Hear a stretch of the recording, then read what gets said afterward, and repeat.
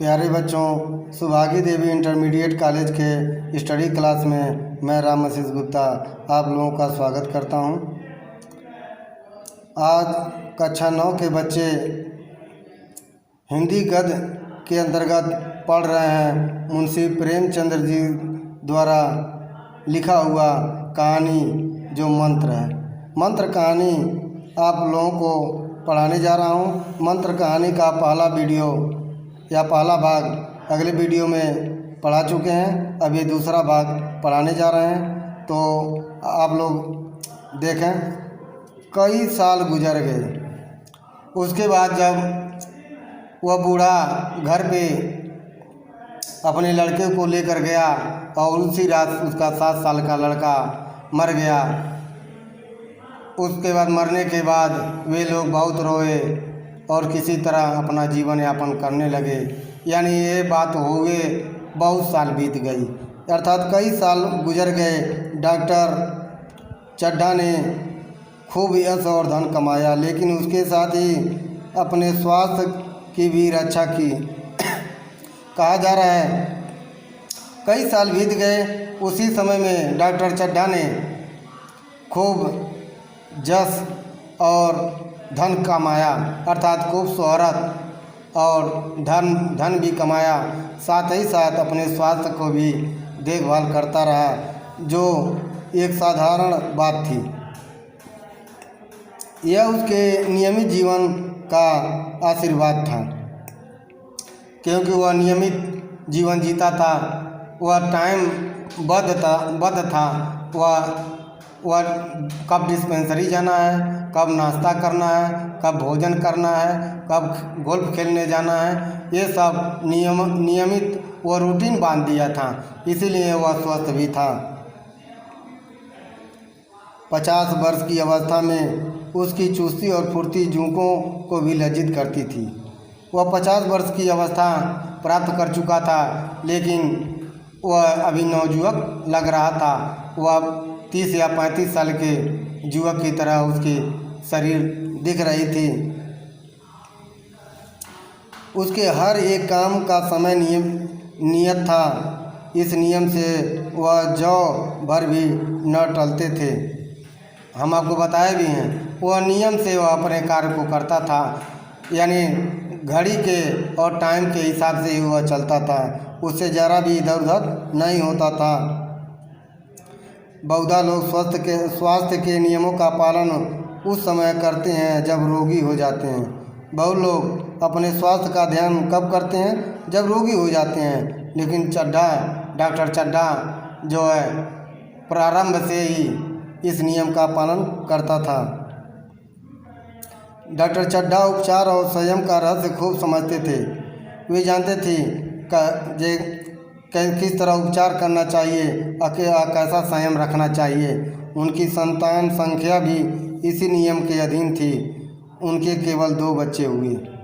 इसी नियम के अनुसार उसके 2 बच्चे भी हुए, एक लड़का और एक लड़की, जिसमें एक लड़का था और एक लड़की। तीसरी संतान न हुई, इसलिए श्रीमती चड्ढा भी अभी जवान मालूम होती थी।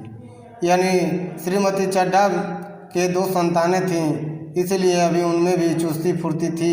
इस प्रकार वे भी अभी जुआ मालूम लगती थीं। लड़की की तो विवाह हो चुका था। लड़की का शादी डॉक्टर चड्ढा कर लिए थे। लड़का कॉलेज में पढ़ रहा था, वहीं माता पिता का जीवन का आधार था। लड़की की शादी कर दिए थे। लड़का चड्ढा अभी कॉलेज में पढ़ रहा था, यानी ग्रेजुएट में था, इसलिए कॉलेज दिया गया। तो डॉक्टर चड्ढा का लड़का अभी पढ़ रहा था और वही उनके जीवन का आधार था। शील और विनय का पुतला, बड़ा ही रसिक, बड़ा ही उदार, विद्यालय का गौरव, युवक समाज का शोभा। यह लड़के की विशेषताएं बताई जा रही है। वो लड़का बहुत ही सुशील, विनम्र स्वभाव का था। वह उसके साथ साथ रसिक भी था, उदार भी था। वो अपने विद्यालय का गौरव भी था और समाज उसे देखकर, अर्थात समाज के लिए वह शोभा भी था। मुखमंडल में से तेज की छटा सी निकलती थी। आज उसी की 20वीं सालगिरह थी। अर्थात चेहरे से आभा प्रकट होती थी, मुखमंडल उसका हंसमुख था और वो आज 20 साल का हो गया था। 20 साल के लिए उसकी 20वीं सालगिरह डॉक्टर चड्ढा अपने यहाँ मना रहे थे। संध्या का समय था। हरी हरी घास पर कुर्सियाँ बिछी हुई थी। यानी डॉक्टर चड्ढा जब अपने लड़के का 20वीं सालगिरह मना रहे थे तो वह समय शाम का था। हरी हरी घास पर कुर्सियाँ बिछी हुई थी। शहर के रईस और हुक्काम एक तरफ, कॉलेज के छात्र दूसरी तरफ बैठे भोजन कर रहे थे। और उस कुर्सियों पर जो डॉक्टर चड्ढा के जो रिश्तेदार थे, जो उनके दोस्त थे, जो रईस लोग थे, एक पक्ष की कुर्सी पर बैठे थे और जो उनके लड़के के दोस्त थे, जो छात्र थे, जो कॉलेज के छात्र थे, वे दूसरी तरफ की कुर्सियों पर बैठ करके भोजन कर रहे थे। बिजली के प्रकाश से सारा मैदान जगमगा रहा था। जहाँ भोजन करने की व्यवस्था थी, बिजली के प्रकाश से पूरा मैदान प्रकाशित हो रहा था। आमोद प्रमोद का सामान भी जमा था। छोटा सा प्रहसन खेलने की तैयारी थी। प्रहसन स्वयं कैलाश ने लिखा था। आमोद प्रमोद अर्थात मनोरंजन के भी वहाँ पर सामान मौजूद थे और एक छोटा सा प्रहसन था। प्रहसन का अर्थ होता है एक छोटा सा नाटक रूप में होता है, जिसे एकांकी भी कहते हैं। उसको लिखने वाला डॉक्टर चड्ढा का लड़का ही था, वो भी वहाँ प्रस्तुत होने वाला था। वही मुख्य एक्टर भी था। डॉक्टर चड्ढा का लड़का उस प्रहसन का लिखने वाला भी था और उसके मुख्य भूमिका को निभाने वाला भी था, अर्थात वह मुख्य एक्टर भी था। इस समय एक रेशमी कमीज पहने, नंगे सिर नंगे पांव इधर उधर मित्रों की आवभगत में लगा हुआ था। वह एक रेशमी कमीज पहना हुआ था, शरीर पर कुछ रखा नहीं था और पैरों में जूते भी नहीं पहने थे। वह नंगे पैरों से इधर उधर अपने मित्रों का आवभगत करता था, अपने मित्रों का स्वागत करता था, उनकी देख रेख, उनके खान पान का ध्यान रखता था। कोई पुकारता, कैलाश जरा इधर आना। उनके मित्रों में कोई पुकारता, कैलाश जरा इधर आना। फिर वह भागता हुआ उसके पास चला जाता था। कोई उधर से बुलाता, कैलाश क्या उधर ही रहोगे। कोई मित्र उधर से कहता था, कैलाश क्या हमारे पास नहीं आओगे, उधर ही रहोगे। सभी उसे छेड़ते थे, चुहले करते थे। बेचारे को जरा दम मारने की अवकाश न मिलता था। उसके मित्र उसकी खिंचाई करते थे, उसे छेड़ते थे, इस प्रकार इधर उधर दौड़ाते थे। वे बेचारा इधर उधर दौड़ते दौड़ते थक भी गया, लेकिन उसे फुर्सत नहीं मिली। सहसा एक रमणी ने उसके पास आकर कहा, क्यों कैलाश, तुम्हारे सांप कहाँ हैं। उसी समय एक सुंदरी बाला आई, एक सुंदर बालिका आई। बालिका न कहें, युवती कहें, क्योंकि 18-20 साल को युवा कहा जाता है।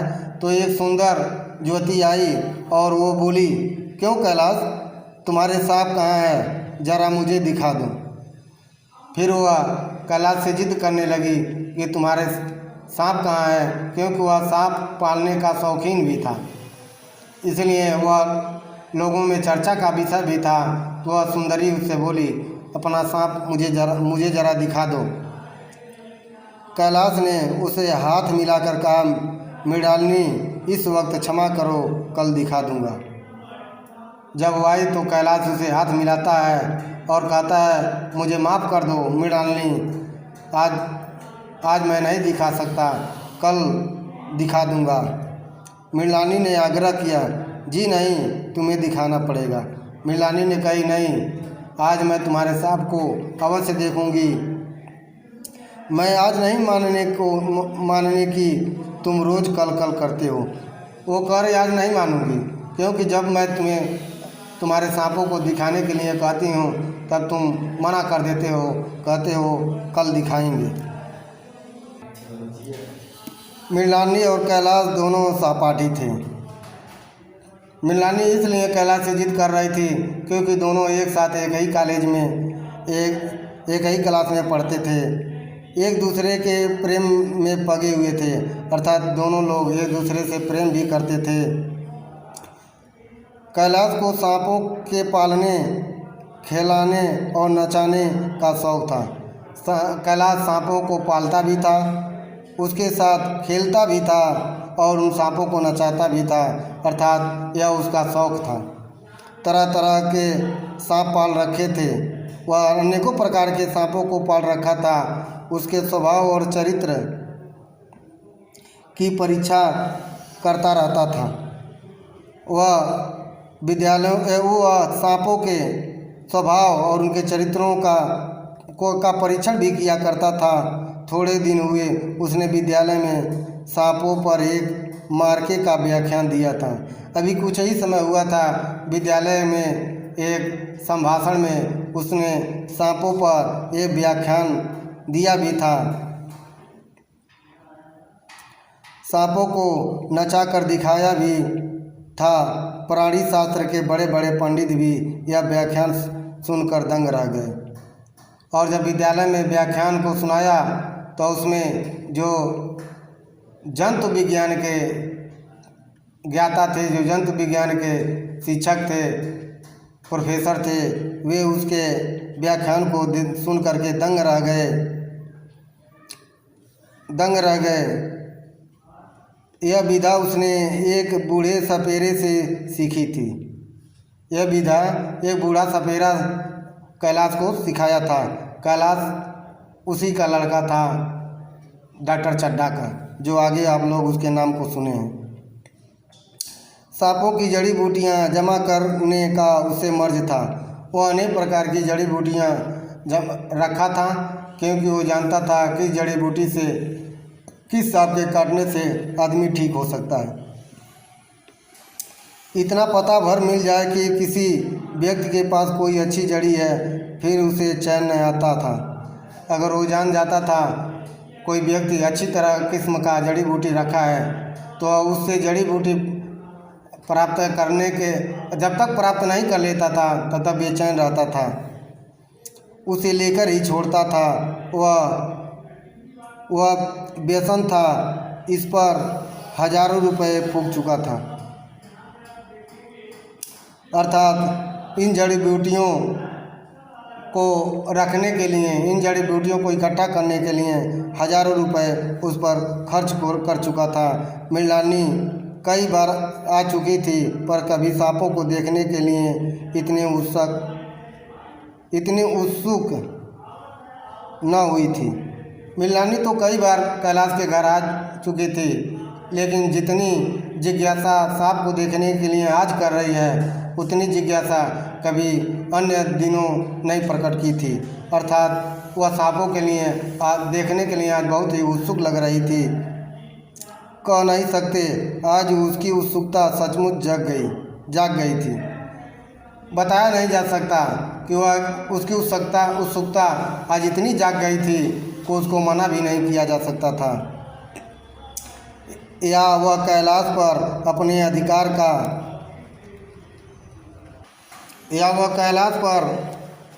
अधिकार का प्रदर्शन करना चाहती थी, या उसकी जिज्ञासा जागी थी, या कैलाश पर अपने प्रभाव दिखा रही थी। पर उसका आग्रह बेमौका था। लेकिन जो आज आग्रह कर रहे थे ये उचित समय नहीं था, क्योंकि आज उसके 20वीं सालगिरह थी। इसमें सांपों को दिखाना सही नहीं था। उस कोठरी में कितनी भीड़ लग जाएगी, भीड़ को देखकर सांप कितने चौंकेंगे, और रात के समय उन्हें छेड़ा जाना कितना बुरा लगेगा, इन बातों का उसे ज़रा भी ध्यान न आया। वह ये नहीं जान रही थी आज इतनी भीड़ लगी हुई है, अगर सांप को कैलाश दिखाएगा तो भीड़ इकट्ठा हो सकती है। अगर सांप इधर उधर गए तो भीड़ इधर उधर भागने लगेगी, और रातों को सांपों को छेड़ना सही बात नहीं है। इन बातों को उसे ज़रा भी ध्यान न आया।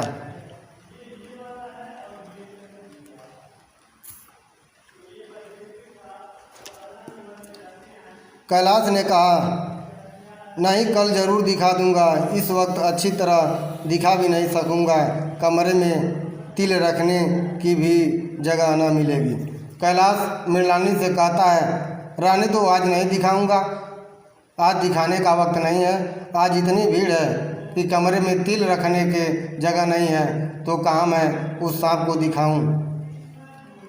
एक महाशय ने छेड़ कर कहा, दिखा क्यों नहीं देते? जरा सी बात के लिए इतना टाल मटोल कर रहे हो। मिस गोविंद हरगिज न मानना, देखें कैसे नहीं दिखाते हैं। एक महाशय ने उस बातों को और बढ़ाते हुए कहा कि क्यों नहीं दिखा देते हैं, जरा सी बात के लिए टाल मटोल कर रहे हो।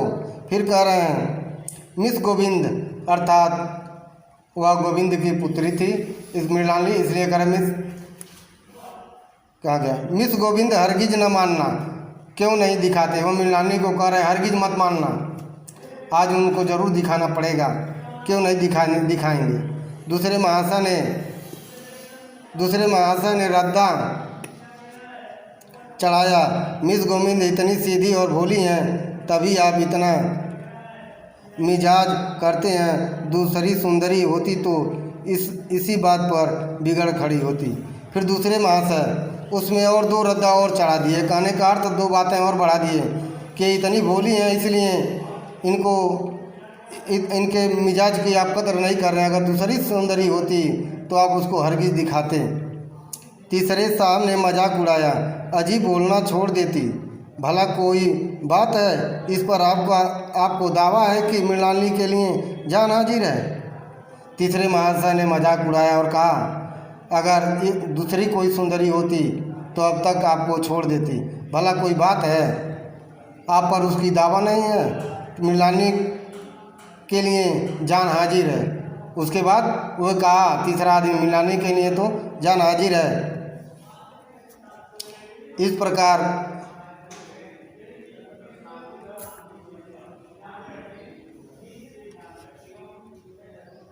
मृणालिनी ने देखा कि ये सौदे उस रंग पर चढ़ा रहे हैं, तो बोली, आप लोग मेरी वकालत